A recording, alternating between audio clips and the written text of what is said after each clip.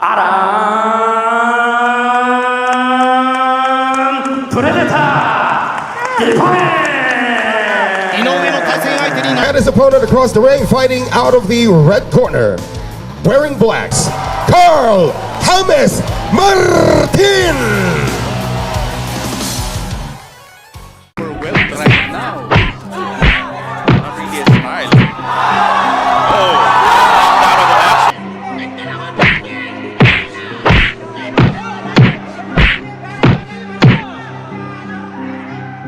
Sa video na ito, pag-uusapan natin ang isa sa pinakamahusay, talentado at disiplinadong Filipino fighter na kasalukuyang lumalaban sa Super Bantamweight Division.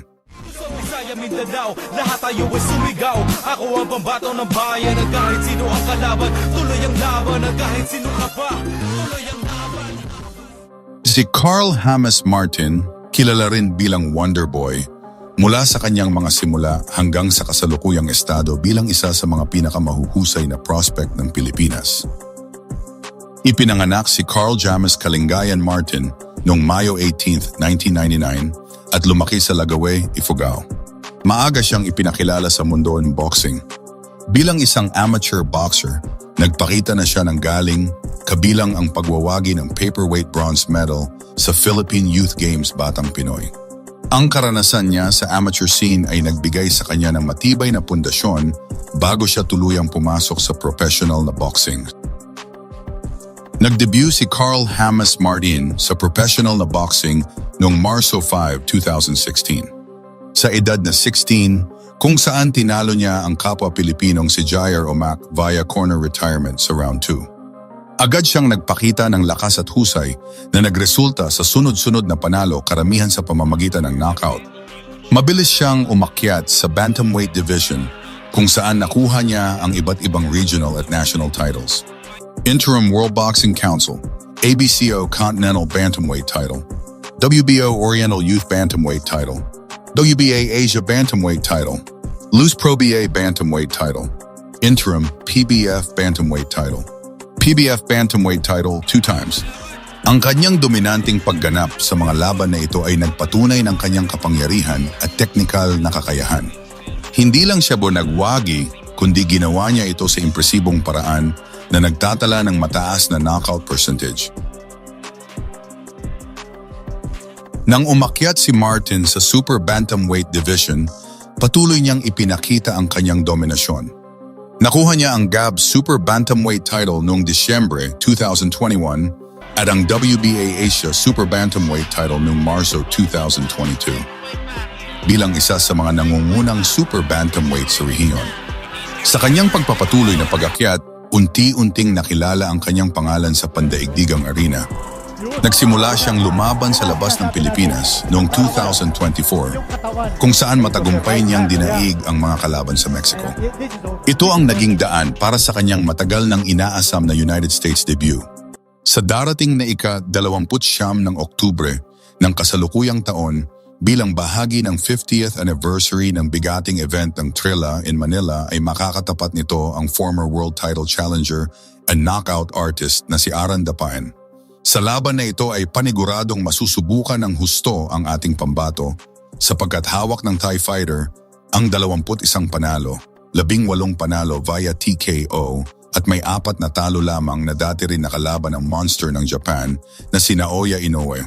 Bago tayo magtungo sa huling bahagi ng ating video, ay atin munang balikan ang di malilimutang laban ni Wonderboy nang sa ganon ay magkakaroon tayo ng makatotohanang ideya kung kakayanin ba ni Wonderboy ang bagsik ni Aran Dapain o hindi.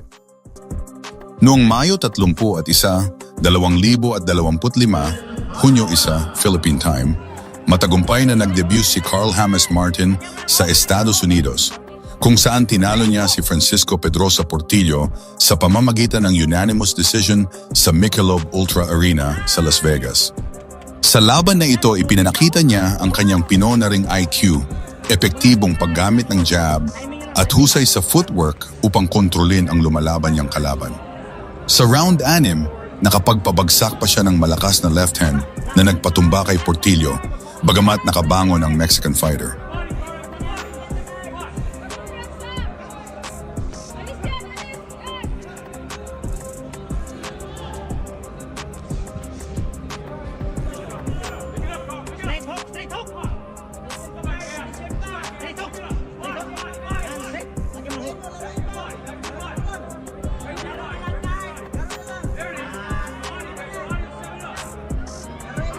Dinominahan ni Carl James Martin ang laban, ginamit niya ang kanyang jab at footwork para guluhin ang ritmo ni Pedrosa.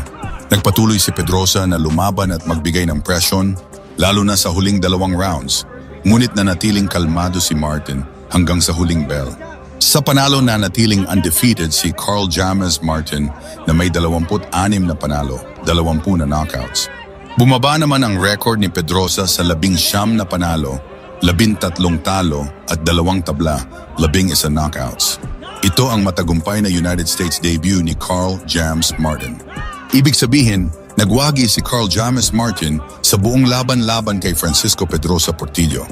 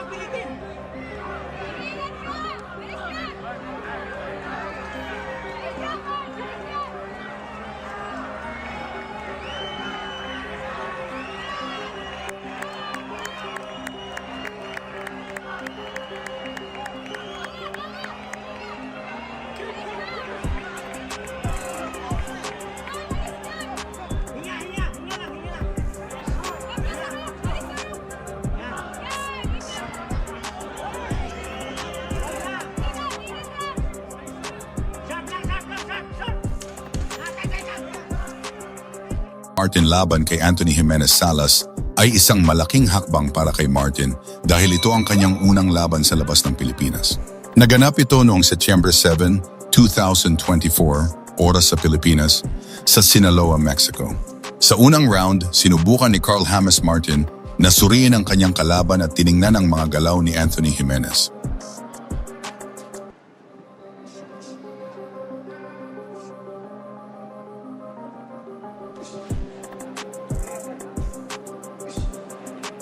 Maingat siyang kumikilos bago ilabas ang kanyang mga atake.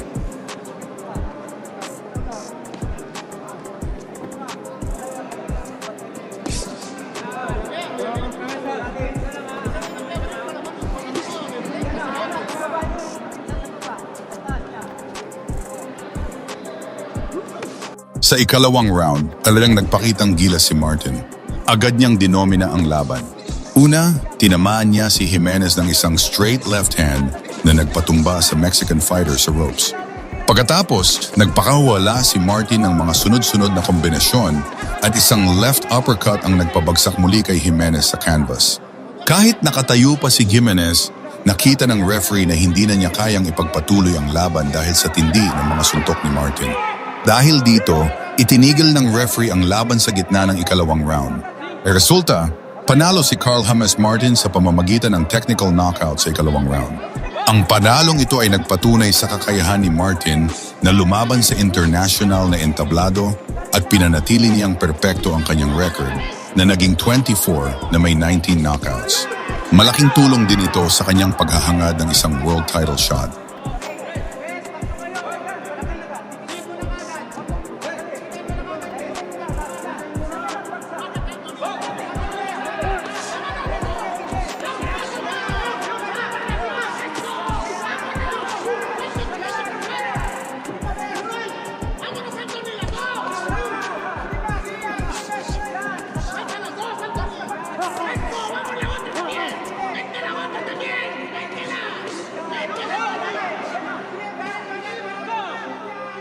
Ang laban nina Carl James Martin at Ruben Tostado Garcia noong Disyembre 7, 2024, oras sa Mexico, Disyembre 8 sa Pilipinas, sa Evolution Club sa Tijuana, Mexico. Ito ay isang non-title super bantamweight bout. Nagsimula ng medyo mabagal si Carl James Martin at medyo off ang kanyang timing sa unang 2 rounds. Samantala si Ruben Tostado Garcia ang tila nang ibabaw sa mga rounds na ito na nakakonekta ng mga combination at nahirapan si Martin na makareact. Sa ikatlong round, nagsimulang maramdaman ni Garcia ang lakas ni Martin. Si Martin ay nakakonekta ng mga counter punches na nagpatumba kay Garcia. Dito nagsimulang magbago ang takbo ng laban pabor kay Martin. Ipinagpatuloy ni Martin ang kanyang opensiba sa ika-4 na round, kung saan niya tinamaan si Garcia sa noo. Sa ika-5 round, nagpakawala si Martin ng isang malakas na right-left hook na tumama kay Garcia. Hindi na nakabawi si Garcia mula sa mga suntok, kaya napilitan ang referee na itigil ang laban sa 1 minuto at 28 segundo ng round.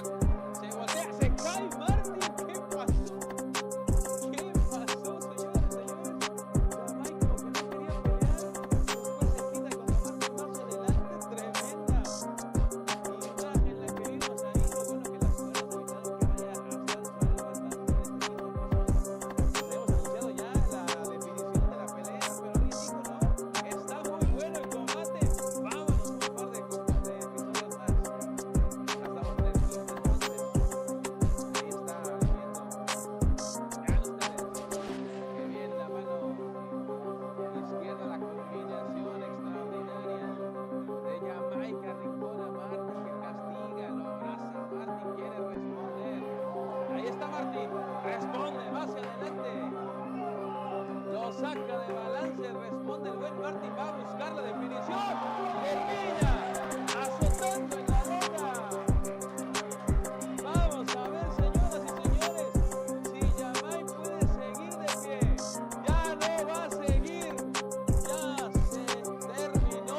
Batay sa pinakahuling impormasyon, ang kasalukuyang rango ni Carl James Martin sa 4 na pangunahing sanctioning bodies ng boxing ay ang mga sumusunod. World Boxing Organization WBO, number 1 in Super Bantamweight Division. May mga ulat pa nga na umakyat na siya sa number 1 contender spot sa WBO Super Bantamweight Division. International Boxing Federation IBF, number 7 in the Super Bantamweight Division. World Boxing Association WBA, siya ay ranked number 7 sa Super Bantamweight rankings. World Boxing Council WBC, walang direktang impormasyon sa kasalukuyang World Boxing Council ranking ni Carl James Martin sa mga resulta ng paghahanap. Ang World Boxing Council ay may sariling sistema ng pagrarango at hindi nila nirarango ang mga kampeon ng ibang organisasyon. Hanggang dito lang muna tayo mga pogi. Thanks for watching at God bless sa inyong lahat.